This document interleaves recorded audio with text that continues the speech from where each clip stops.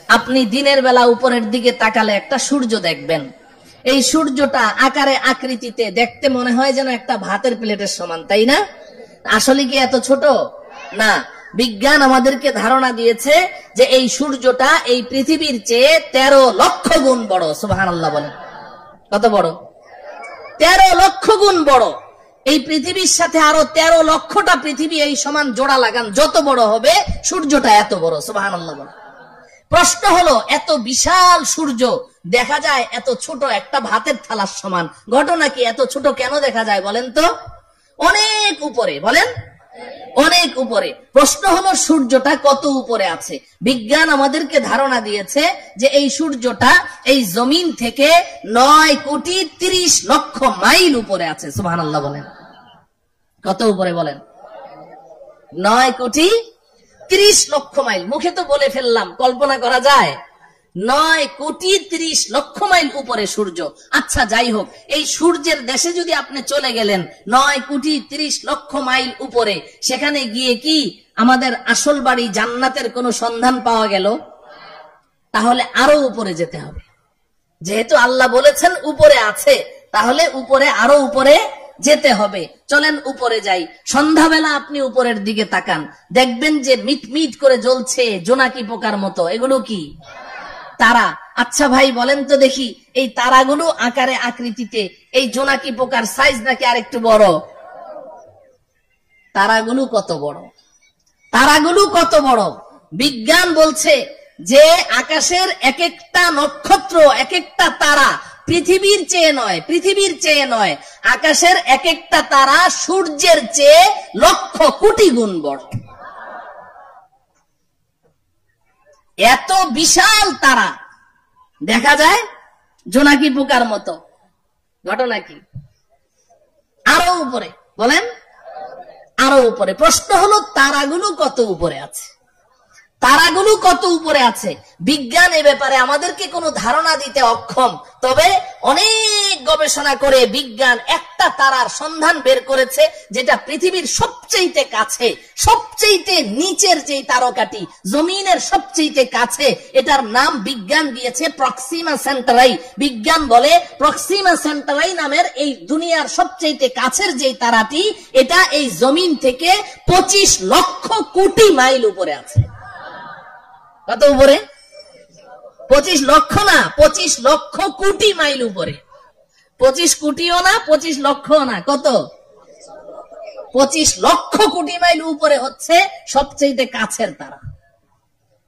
তাহলে উপরের তারাগুলো কোথায় আছে? বিজ্ঞান বলে এই ব্যাপারে আমরা কোনো ধারণা দিতে পারবো না। তাফসিরে রুহুল বায়ান নামে একটি কিতাব আছে, তাফসিরের কিতাব। তাফসিরে বলেন রুহুল বায়ান, তাফসিরে রুহুল বায়ান। এই কিতাবের মধ্যে আছে, আল্লাহর কুদরত বুঝার জন্য বলছি, আমাদের বিবেকের মধ্যে এতটুকু ধারণ ক্ষমতা নেই বুঝার মতো, আল্লাহর কুদরত একটু বুঝার জন্য বলছি। এই যে স্টেজে লাইট জ্বলছে, এই যে আলো জ্বলছে, এই আলো দৌড়ায় কি দৌড়ায় না? আলো দৌড়ায় না? আপনি টর্চ অন করেন, টর্চ লাইট, সাথে সাথে আলোটা দেখবেন ওই দেয়ালের গায়ে দেখা যাচ্ছে। দৌড় মারলো কিনা? কত মাইল স্পিডে? আলোর গতি কত বলেন? প্রতি সেকেন্ডে, ঘন্টায় না, প্রতি সেকেন্ডে 1,86,000 মাইল দূরে চলে যায় আলো। আপনি চোখের পলক মেরেছেন না, এই চোখের পলকে আলোটা কত দূর চলে যায়? 1,86,000 মাইল। একটু কল্পনা করেন আল্লাহ পাকের কুদরত কত, শক্তি কত। এই আলোর গতিটা মনে রাখেন। এবার তাফসিরে রুহুল বায়ানের মধ্যে আছে, আল্লাহ রাব্বুল আলামিন আকাশে এমন অসংখ্য অগণিত তারা সৃষ্টি করেছেন। যেই দিন আল্লাহ পাক ওই তারাগুলোকে সৃষ্টি করেছেন, কত হাজার বছর আগে সৃষ্টি করেছেন, আল্লাহ ছাড়া কেউ বলতে পারবে না। যেই দিন ওই তারাগুলো সৃষ্টি করেছেন, ওই দিন প্রত্যেকটা তারা তাদের নিজ নিজ আলো পৃথিবীর দিকে ছেড়ে দিয়েছে। ওই আলোগুলো দৌড় শুরু করেছে প্রতি সেকেন্ডে 1,86,000 মাইল স্পিডে দৌড় শুরু করেছে। আজও সেই আলো পৃথিবীর দিকে দৌড়াচ্ছে, আজও দৌড়াচ্ছে, এখনো পর্যন্ত পৃথিবীতে এসে পৌঁছতে পারে নাই। অতএব কল্পনা করে দেখুন যে আকাশের তারাগুলো কোথায় আছে। আল্লাহ। আচ্ছা, সেই আকাশের তারা যেখানে আছে সর্বোচ্চ তারা ওই পর্যন্ত গেলাম, কিন্তু আসল বাড়ির কোনো খোঁজ খবর পাওয়া গেল? হ্যাঁ, তাহলে আরো উপরে যেতে হবে। যেতে রাজি? এই জমিন থেকে সবার উপরে যেই তারাটি আছে এর উপরে আর কোনো তারা নেই, সৌরজগৎ শেষ, এরপরে মহাশূন্য শুরু হয়ে গেছে। এই জমিন থেকে সবার উপরে যেই তারাটি আছে ওই পর্যন্ত আপনি যেই পরিমাণ পথ অতিক্রম করলেন, সবার উপরের তারাটা পার হয়ে আরো ঠিক এই সমপরিমাণ মহাশূন্য পাড়ি দিয়ে আপনি যদি উপরে যেতে পারেন, সেখানে গিয়ে পাবেন প্রথম আসমানের তলা। কি পাওয়া যাবে? প্রথম আসমানের তলা পাওয়া যাবে। আসমান আছে না নাই? হ্যাঁ, বিজ্ঞান কি বলে? বিজ্ঞানের ছাত্ররা এখানে আছে না? বিজ্ঞান তো আসমানকে স্বীকার করে না। বিজ্ঞান বলে আকাশ বলতে কিছু নেই। আল্লাহ, আকাশ আছে তো? বিজ্ঞান অস্বীকার করলো যে। গল্প শুনবেন। আমি তখন হেফজখানায় পড়ে আমাদের ওস্তাদজির মুখে শুনেছি, এক বুড়ি, তার পৃথিবীতে একটা পুত্র সন্তান, আর কেউ নেই। ওই পুত্র সন্তানটাই তার অন্ধের যষ্টি, ওইটাই তার সম্বল। অনেক শখ করে ওই বুড়ি তার ছেলেকে বিয়ে করিয়েছে, তবে পুত্রবধূ সর্বসাকুল্যে 1.5 হাত লম্বা।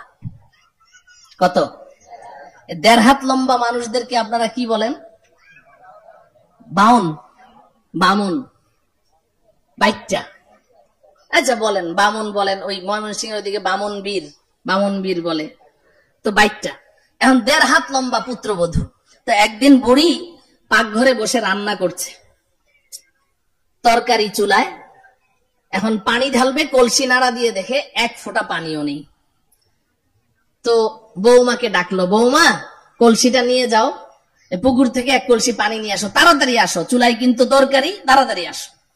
বৌমা পানি আনতে গেছে তো গেছে, আধা ঘন্টা পার, বৌমা আর আসে না। বুড়ি চিৎকার করে বলছে, বৌমা পানি আনতে তো 5 মিনিট লাগে, তুমি আধা ঘন্টা পর্যন্ত করছোটা কি? তরকারি পুরে ছাই, আজকে কপালে আর তোমার খাবার জুটবে না, তুমি গেলে কোথায়, মরলে নাকি? বৌমা পাশের রুম থেকে চিৎকার দিয়ে বলে, আম্মা আমি 5 মিনিটেই তো পানি নিয়ে এসেছি, তো দিচ্ছ না কেন? আম্মা একটা অ্যাক্সিডেন্ট হয়ে গেছে। কি অ্যাক্সিডেন্ট হলো? বলে যে আম্মা বিয়ের সময় আপনি না আমাকে একটা স্বর্ণের চেইন দিয়েছিলেন। বলে হ্যাঁ, ওই চেইনটা ছিঁড়ে কলসির মধ্যে পড়ে গেছে। তো হয়েছেটা কি? কলসির মধ্যেই তো পড়েছে। কয় যে আম্মা হ্যাঁ কলসির মধ্যেই তো পড়েছে, তুমি নিজে দেখেছো? বলে আমি নিজের চোখে দেখলাম কলসির মধ্যে পড়েছে। তো তাহলে এক কাজ কর, তোর মাথায় কি বুদ্ধি শুদ্ধি নাই? তুই এক কাজ কর, কলসির মুখ দিয়ে হাতটা ভরে দে, কলসির তলা থেকে চেইনটা তুলে নে, পানিটা চেঞ্জ করে নিয়ে আয়, আর না হলে 5 মিনিট সময় বেশি লাগবে, তুই আধা ঘন্টা পর্যন্ত করছিসটা কি? বৌমা পাশের রুম থেকে চিৎকার দিয়ে বলে, আম্মা এই মাত্র আপনি যে বুদ্ধিটা শিখাইলেন, আমি আধা ঘন্টা থেকে ওই কাজেই ব্যস্ত আছি। কিন্তু আম্মা বড় আশ্চর্যের ব্যাপার, আপনার কলসির তো তলা নাই। আপনার কলসির কি নাই? তলা নাই। বুড়ি পাকঘর থেকে বলে, বৌমা কলসির তলা তো কলসির তলার জায়গায় ঠিকই আছে, তুই যে বামন বীর বাইচ্চা, তোর হাত খাটো ওই পর্যন্ত যায় না। বলেন ঠিক কিনা? আল্লাহ রব্বুল আলামিন কোরআনে হাকিমে বারবার বলেছেন, একটি নয় দুইটি নয়, আমি 7টি আসমান সৃষ্টি করেছি। আল্লাহর কথা কখনো অবাস্তব হতে পারে না। আসমান তো আসমানের জায়গায় আছে। যে সকল বিজ্ঞানীরা তারা এই আসমানের অস্তিত্বকে অস্বীকার করেছে, তারা তো বাইটটা বামন বীর, তাদের হাত খাটো ওই পর্যন্ত যায় না। এজন্য পৃথিবীর শ্রেষ্ঠ বিজ্ঞানী মুসলিম দার্শনিক, আপনারা সকলেই তার নাম শুনেছেন, মহাকবি আল্লামা ইকবাল রহমতুল্লাহ আলাইহি। নাম শুনেছেন? মহাকবি আল্লামা ইকবাল একজন শ্রেষ্ঠ দার্শনিক ছিলেন, শ্রেষ্ঠ বিজ্ঞানী ছিলেন। তিনি সারাটা জীবন বিজ্ঞানের পেছনে দৌড়িয়েছেন, অক্সফোর্ড ইউনিভার্সিটিতে পড়াশোনা করেছেন, ইহুদি খ্রিস্টানদের মাঝেই তিনি বেড়ে উঠেছেন, কিন্তু আল্লাহ পাক তার নসিবে হেদায়েত লিখে রেখেছেন, এজন্য তিনি নষ্ট হন নাই, বেলাইনে যান নাই। তিনি সারা জীবন বিজ্ঞানের পেছনে দৌড়িয়ে জীবনের শেষ মুহূর্তে এসে আত্মসমর্পণ করেছেন। সারেন্ডার করেছেন, তিনি স্বীকার করেছেন বিজ্ঞান মানেই হচ্ছে একটা ধোঁকা, বিজ্ঞান মানেই হচ্ছে একটা মরিচিকা। কারণ বিজ্ঞান সকালে এক থিওরি দেয়, বিকালে ওটাকে অস্বীকার করে যে না ওটা ঠিক নাই, আবার নতুন থিওরি দেয়, আবার পরের দিন ওটাকে অস্বীকার করে, আবার নতুন থিওরি দেয়। আমরা এক সময় শুনেছি যে বিজ্ঞান এক সময় জোরে সোরে দাবি করেছে যে সূর্য ঘুরে, পৃথিবী ঘুরে না, সূর্য ঘুরে, পৃথিবী ঘুরে না। এরপর মাঝখানে আরেক দল বিজ্ঞানী কিছুদিনের জন্য আবিষ্কার হলো, তারা এসে বলল যে না আগের বিজ্ঞানীদের থিওরি ভুল। বলে সঠিকটা কি? কয় যে পৃথিবী ঘুরে, সূর্য ঘুরে না। এখন বর্তমান দুনিয়ার সমস্ত বিজ্ঞানী প্রায় একমত, তারা বলে আগের দোনোদল বিজ্ঞানীদের থিওরি ভুল। বলে সঠিকটা কি? কয় যে সূর্যও ঘুরে, পৃথিবীও ঘুরে। বলে কি বলে না? এখন বর্তমান বিজ্ঞানের দাবি কি? সূর্যও ঘুরে, পৃথিবীও ঘুরে।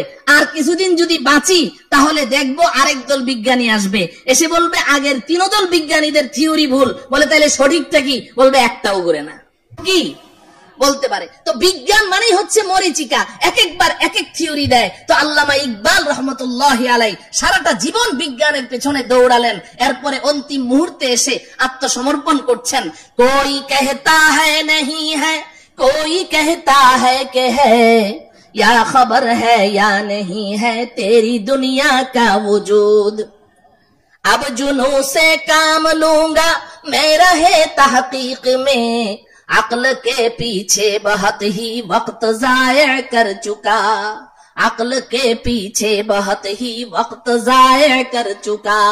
আল্লামা ইকবাল বলেন রব্বুল আলামিন সারাটা জীবন তো বিজ্ঞানের পেছনে দৌড়ালাম, কিন্তু বিজ্ঞান আজকে এক থিওরি দেয়, কালকে এক থিওরি দেয়। একবার বলে সূর্য ঘুরে, একবার বলে পৃথিবী ঘুরে, একবার বলে দুটোটা ঘুরে, একবার বলে আসমান আছে, আরেকবার বলে আসমান নাই। আমি তো পাগল হয়ে যাওয়ার পালা রব্বুল আলামিন, আর আমি বিজ্ঞানের পেছনে দৌড়াতে চাই না। এখন আপনার কাছে জীবনের অন্তিম মুহূর্তে আমার একটাই দরখাস্ত, अब जुनू से काम लूंगा मैं रहे तहकीक में, अक्ल के पीछे बहुत ही वक्त जाया कर चुका। রব্বুল আলামিন এখন আর আমি বিজ্ঞানের মাধ্যমে কোনো জিনিস যাচাই করতে চাই না, এখন আমি আপনার কিতাব কোরআনের মাধ্যমে যাচাই করতে চাই। আপনি যেটা বলবেন ওটাকেই বিশ্বাস করতে চাই, এবং আপনি আমাকে ওই বিজ্ঞানীদের দল থেকে বের করে ওই সমস্ত বান্দাদের অন্তর্ভুক্ত করে দেন যেই বান্দাদেরকে দুনিয়ার মানুষ আপনার পাগল মনে করে, আমাকে ওই পাগলদের অন্তর্ভুক্ত করে দেন। আসমান আছে না নাই? কতদূর গেলাম? প্রথম আসমানের তলা মনে আছে তো? তো প্রথম আসমানের তলা পর্যন্ত না গেলাম, কিন্তু আসল বাড়ি জান্নাতের কোনো খোঁজ খবর পাওয়া গেল? আরো উপরে যাওয়া লাগবে। এই জমিন থেকে প্রথম আসমানের তলা পর্যন্ত যতটুকু পথ আপনি পাড়ি দিয়েছেন, ভালো করে বুঝেন, এই জমিন থেকে প্রথম আসমানের তলা পর্যন্ত যতটুকু পথ পাড়ি দিয়েছেন, প্রথম আসমানটা মোটাও এই পরিমাণ। সুবহানাল্লাহ বলেন। প্রথম আসমানটা মোটাও এই পরিমাণ। এরপর প্রথম আসমান থেকে দ্বিতীয় আসমানের দূরত্ব এই পরিমাণ, দ্বিতীয় আসমানটাও মোটা এই পরিমাণ। এইভাবে আপনি উপরের দিকে যেতে থাকেন। তৃতীয় আসমান, আবার মহাশূন্য, চতুর্থ আসমান, আবার মহাশূন্য, পঞ্চম আসমান, আবার মহাশূন্য, ষষ্ঠ আসমান, আবার মহাশূন্য, সপ্তম আসমান। এই জমিন থেকে সপ্তম আসমানের ছাদ পর্যন্ত যতটুকু পথ আপনি অতিক্রম করেছেন, সপ্তম আসমান পার হয়ে আরো ঠিক এই সমপরিমাণ মহাশূন্য পাড়ি দিয়ে আপনি যদি উপরে যেতে পারেন, সেখানে গিয়ে পাবেন সিদরাতুল মুনতাহা। কি পাওয়া যাবে? সবাই আমার সাথে বলেন সিদরাতুল মুনতাহা। সিদরাতুল মুনতাহা এই নামটা মনে রাখতে হবে, বাড়ির ঠিকানা তো সিদরাতুল মুনতাহা। এবার আল্লাহ রাব্বুল আলামিন আমার আপনার আসল বাড়ি, আমার আপনার আব্বা আম্মার বাড়ি, আমাদের পৈতৃক সম্পত্তি, জান্নাতের ঠিকানা বলে দিচ্ছেন। ইনদা সিদরাতিল মুনতাহা ইনদাহা জান্নাতুল মাওয়া। এই দুনিয়ার মুসলমান শুনে রাখো, আমি তোমাদের জন্য, আমার ইমানদার পরহেজগার বান্দাবান্দীদের জন্য আমি যেই বিশাল জান্নাত তৈরি করেছি, এই জান্নাতটা আমি আল্লাহ সিদরাতুল মুনতাহার নিকটে তৈরি করে রেখেছি। কোথায়? সিদরাতুল মুনতাহা। বলেন, সবাই বলেন সিদরাতুল মুনতাহা। বাড়ির ঠিকানা জানা লাগবে না, বাড়ির এলাকার নাম জানতে হবে। আমাদের বাড়ির এলাকার নাম কি? সিদরাতুল মুনতাহা। আল্লাহ রাব্বুল আলামিন বলছেন ওই সিদরাতুল মুনতাহার নিকটে আমি আল্লাহ জান্নাত নামের বাড়ি তৈরি করে রেখেছি। মুহতারাম হাজরিন, আমাদের দেশের কিছু নষ্ট ভ্রষ্ট নাস্তিক দাবিদার কিছু ছেলেরা, এরা এই মাঝে মধ্যে উল্টাপাল্টা কিছু বকাবকি করে কোরআন হাদিস ইসলাম ঈমান সম্পর্কে, আল্লাহ রাসূল সম্পর্কে। এই ভ্রষ্ট নষ্ট ছেলেগুলো তারা বলে জান্নাত বলতে কিচ্ছু নাই। জান্নাত আছে না নাই? এখন ওরা জান্নাতকে অস্বীকার করে কেন জিজ্ঞাসা করেন, বলবে যে আমাদের নাস্তিকদের একটা থিওরি আছে, যা চোখে দেখি না তা বিশ্বাস করি না। নাস্তিকরা যা চোখে দেখে না তা বিশ্বাস করে না, এটা ওদের দাবি। তো বলে যে আমরা পৃথিবীর উত্তর থেকে দক্ষিণ মেরু, পূর্ব থেকে পশ্চিমে, উপরে যেতে যেতে চাঁদের দেশ মঙ্গল গ্রহ সবই তো ঘুরলাম, কই জান্নাত তো কিছুই দেখলাম না, এজন্য জান্নাত বলতে কিচ্ছু নাই। নাউজুবিল্লাহ বলেন। আচ্ছা বলেন, জান্নাতটা কোন জায়গায় আছে? সিদরাতুল মুনতাহা। সিদরাতুল মুনতাহা কোথায় আছে বুঝলেন তো? তো এখন এই নাস্তিক গুলো এই ঢাকার শাহবাগ চত্বরে বসে বসে ওখান থেকে বুঝি সিদরাতুল মুনতাহা দেখা যাবে? হ্যাঁ, তো দুনিয়াতেও তারা জান্নাতকে অস্বীকার করেছে, সিদরাতুল মুনতাহা পর্যন্ত পৌঁছতে পারলো না, দুনিয়াতে অস্বীকার করেছে। আখিরাতেও তারা জান্নাতের কোনো ঘ্রাণও পাবে না। আমরা ইনশাআল্লাহ দুনিয়াতে যেহেতু আমরা বিশ্বাস করেছি, আমাদের জান্নাতের বাড়ির সন্ধান লাভ করেছি, আল্লাহর কথা বিশ্বাস করেছি, রাসূলের কথা বিশ্বাস করেছি, আব্বাজান হযরতে আদমের কথা বিশ্বাস করেছি, ইনশাআল্লাহ পরকালে আমরা আমাদের আসল বাড়ি জান্নাতের মালিক হবই হব ইনশাআল্লাহ। আল্লাহ রাব্বুল আলামিন আমাদের সবাইকে আমাদের আসল বাড়ি পর্যন্ত অতি নিরাপদে পৌঁছার তৌফিক দান করুন।